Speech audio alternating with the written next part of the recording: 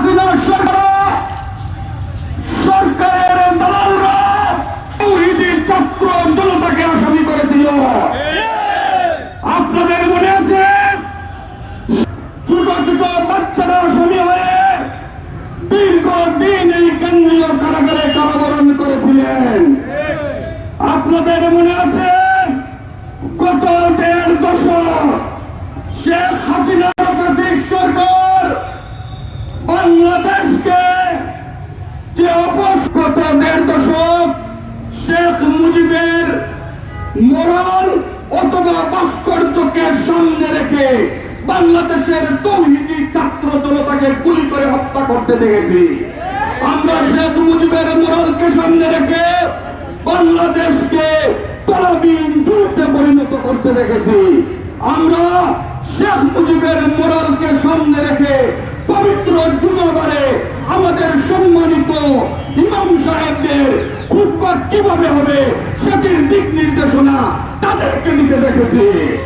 সুতরাং যারা মসজিদকে আল্লাহ এবং আল্লাহর রসুলকে অপবিত্র করার চেষ্টা করেছে, গত 5ই আগস্ট পূর্ববর্তী সময়ে ছাত্র গণ অভ্যুত্থান আলিমুল আমাদের অভ্যুত্থানের মাধ্যমে যে বাংলাদেশ আমরা পেয়েছি, সেখানে শেখ মুজিবের মোরাল থাকার কোনো সুযোগ আর নাই। আমরা দেখেছি 5ই আগস্ট পূর্ববর্তী সময়ে একজন সম্মানিত আলিম ভাই, যিনি পেশায় একজন ডাক্তার, শুধুমাত্র তার দাড়ি এবং টুপি থাকার কারণে মাদ্রাসায় তার ভাইকে আনতে গিয়েছিল, পুলিশ লাঠি দিয়ে বুটের আঘাতে তাকে রাস্তায় ফেলে দিয়ে বুক যাত্রা করে তাকে নিহত করেছে। আপনারা কি জানেন সেই সমস্ত ঘটনা?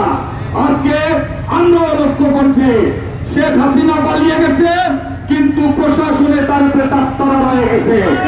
তাত্তারা রয়ে গেছে বলেই শেখ মুজিবের মোরাল এখনো জেলা প্রশাসকের কার্যালয়ে রয়ে গেছে।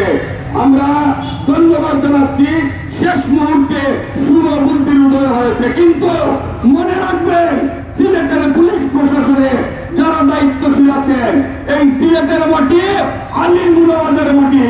এখানে কোনো ভাস্কর্য, কোনো অপসংস্কৃতি, কোনো ব্যয়াপনা, কোনো বেরেল্লাপনা এই তৌহিদি জনতা করতে দেবে না। আগামী দিনেও বিগত সময়ের মতো আপনারা সচেষ্ট এবং সংগ্রামী ভূমিকা রাখবেন। অন্তর্বর্তীকালীন সরকার সহ তার প্রশাসনকে আমরা যে সময় দিয়েছি, আশা করি সেই ব্রিটিশ সরকারের আমলে যে সকল বৈষম্যমূলক আচরণ করা হয়েছে সিলেটবাসীর সাথে, সেগুলো যেন অনতিবিলম্বে পূরণ করা হয়।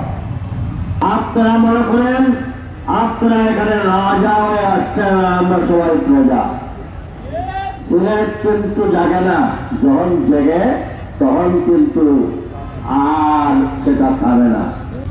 অনেক সহ্য করেছি, এখন থেকে যদি সিলেটের জনপ্রতিনিধি, ওলামায়ে কেরাম, ব্যবসায়ী প্রতিনিধি, সাংবাদিক নেতৃবৃন্দের কথাবার্তা যদি আপনাদের কানে না যায়, তাহলে কিন্তু আগামী দিনে যে কোনো পরিস্থিতির জন্য আপনারাই দায়ী থাকবেন। তৌহিদি কাফেলার সমস্ত নেতৃবৃন্দ সহ উপস্থিত তৌহিদি জনতাকে মোবারকবাদ জানিয়ে আমার বক্তব্য শেষ করছি। সংগ্রামী প্রস্তুতি এ পর্যায়ে সভাপতি বক্তব্য নিয়ে আসছেন